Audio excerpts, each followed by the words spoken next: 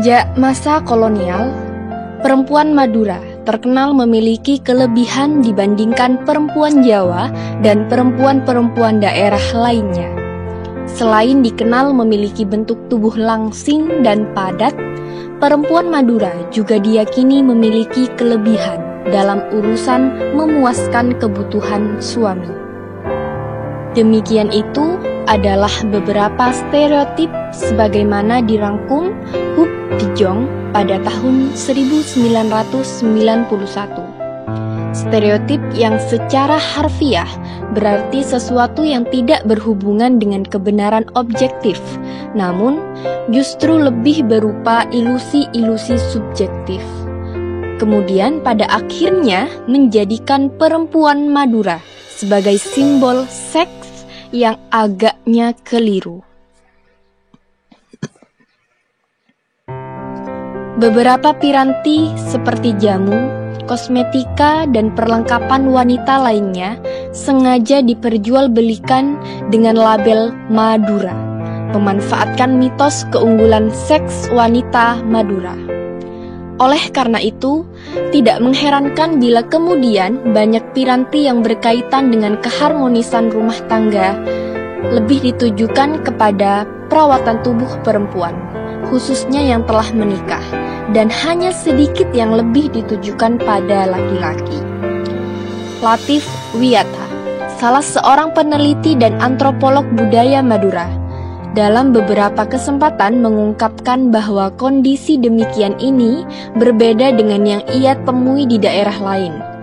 Sebut saja di Kalimantan, di mana sebagian besar sarana keharmonisan rumah tangga lebih ditujukan kepada laki-laki.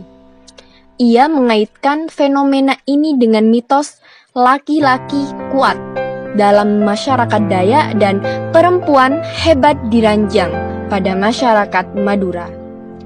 Pernyataan Latif Wiyata ini rupanya bukan hanya isapan jempol belaka. Pengguna jamu Madura tidak bisa dikatakan sedikit. Dalam pameran produksi Indonesia di Surabaya, terungkap bahwa penjualan jamu Madura menduduki peringkat teratas. Adapun jenis jamu yang paling digemari adalah jamu sari rapet untuk wanita dan jamu kuat untuk laki-laki. Angka penjualan jamu ini jauh melebihi angka penjualan batik, kerupuk udang, dan barang-barang kerajinan lainnya. Sebagaimana diketahui, budaya Madura yang agraris, agamis, dan paternalistik telah menempatkan perempuan dalam posisi subordinat di bawah laki-laki. Dengan demikian, mudah dimengerti bila wanita Madura dengan gampang menyerah untuk dipoligami. Ada dugaan bahwa perempuan Madura menggunakan jamu untuk menjaga kecantikan mereka untuk tujuan keharmonisan rumah tangga. Melebihi tubuhnya, perempuan menggunakan kecantikannya untuk menjaga agar suami tidak berpaling kepada wanita lain. Dengan kata lain, melalui tubuhnya yang dipercantik dengan minum jamu, perempuan Madura mempertahankan bentuk perkawinan monogami. Ini tentu merupakan perlawanan terhadap ideologi patriarki yang memberikan keleluasaan pada laki-laki Madura untuk melakukan poligami. Dari serangkaian dan kumpulan referensi yang ada, bahwa perempuan Madura tidak semata-mata menggunakan jamu untuk keharmonisan rumah tangga.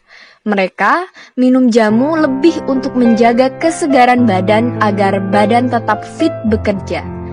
Mereka percaya ketika badan sehat dan segar, mereka pun lebih giat bekerja, baik dalam urusan rumah tangga, domestik, maupun urusan kemasyarakatan atau publik. Pada gilirannya, hal ini akan berdampak pada peningkatan ekonomi rumah tangga. Dengan cara inilah, para istri Madura mendapatkan nilai tambah dari suami sehingga keharmonisan rumah tangga lebih mudah terjalin.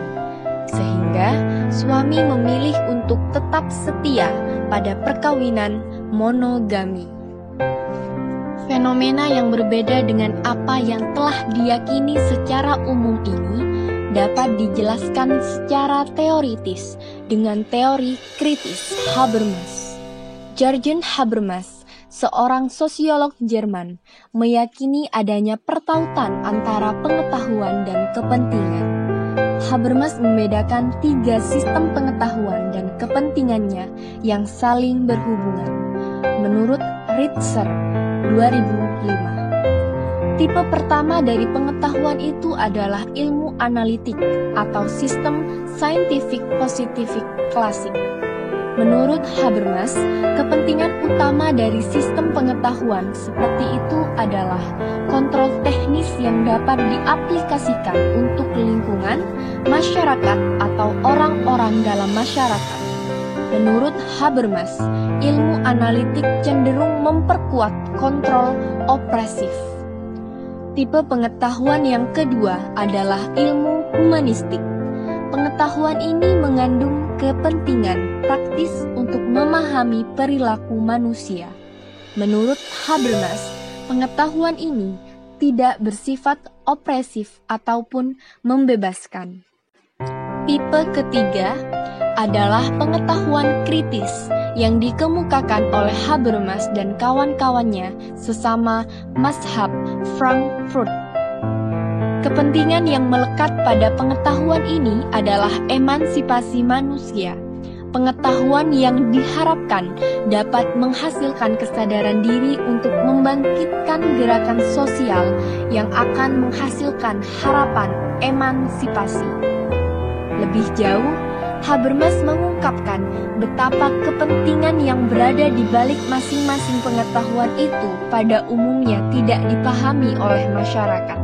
Menurut Ritzer tahun 2005. Disinilah tugas teori kritis untuk membongkarnya. Selain itu, Habermas juga mengingatkan pentingnya menyadari adanya perbedaan antara pengetahuan yang dipahami oleh masyarakat awam dengan pengetahuan yang berkembang dalam lingkungan elit. Para elit biasanya meyakini pengetahuan tertentu yang kemudian mereka bakukan sehingga sedikit banyak mengabaikan apa yang sebenarnya terjadi dalam pengetahuan masyarakat awam.